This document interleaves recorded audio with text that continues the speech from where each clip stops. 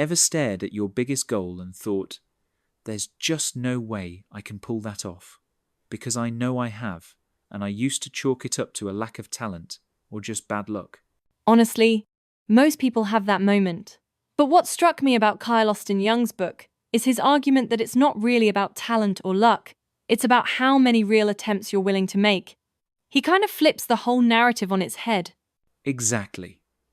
Instead of waiting for some magical moment when you're finally ready, he says, what if you just focused on making way more attempts and learning from each one? It's almost mathematical. It's such a practical mindset shift. Like, big goals stop looking so intimidating if you break them down into measurable, repeatable actions. Suddenly, it's not about being extraordinary, it's about stacking up enough quality tries. That actually reminds me of his example about job hunting, submitting 5 applications.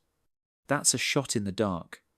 But sending out 200 and refining your approach as you go, that's a real strategy. It makes so much sense. Every rejection isn't just a setback, it's another data point.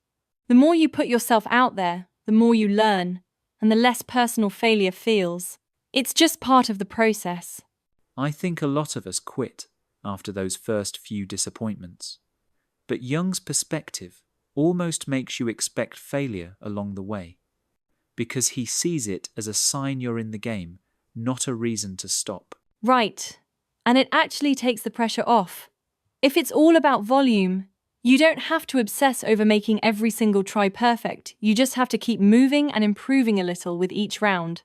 Funny you say that, because another big theme is tracking what you do.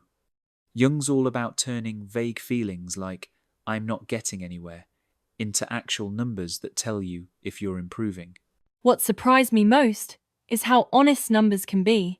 For example, if you're trying to get published, keeping tabs on how many stories you submit or which genres get responses reveals patterns you'd never spot by gut feeling alone. And it makes course correcting way less mysterious. If you see what's working, you can double down on it. Or if something's just not clicking, you know where to pivot. Data doesn't sugarcoat it, but it also takes out some of the emotional sting. Totally. It's like having a scoreboard for your habits.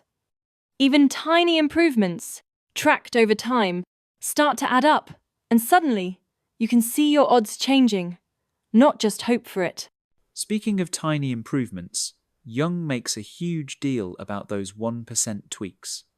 I think we all dream about making a giant leap, but he says it's the little upgrades that create real momentum. Yeah, like the swimmer who shaves off fractions of a second by slightly improving technique.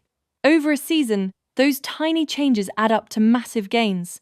It's almost sneaky how powerful that compounding effect is. And honestly, that's way less overwhelming than trying to overhaul everything at once. You can just focus on making one thing better at a time and let the numbers do their thing. That's the beauty of it. No one's asking for perfection. If you consistently improve your process, your results eventually have no choice but to improve too.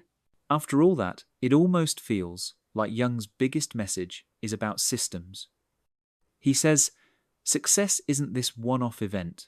It's about creating a repeatable process you can trust. Exactly, and systems are what keep you going when motivation dips. Like someone studying for a tough exam who sets up weekly study blocks, practice tests, regular feedback before you know it. The score improvements follow. And I love that idea of focusing on the system, not just the outcome. It turns every try, every tweak, into part of a bigger pattern. And progress becomes pretty much inevitable if you stick with it. And honestly, that's what makes this approach so encouraging. You stop worrying about having one spectacular win and start trusting that your habits and numbers will carry you. So with all that in mind, who do you think needs this book the most? Because it feels pretty universal, but I can see some people craving a bit more storytelling. That's fair. It's definitely more analytical than emotional. So if you love personal stories or dramatic inspiration, it might not totally hit the spot. But if you're an entrepreneur, student, or just someone stuck waiting for confidence, it's a kickstart. And I guess it's important to point out not everyone starts from the same place. Some environments do make it easier to rack up those attempts, or get the resources you need. Math is powerful, but it's not magic. Absolutely.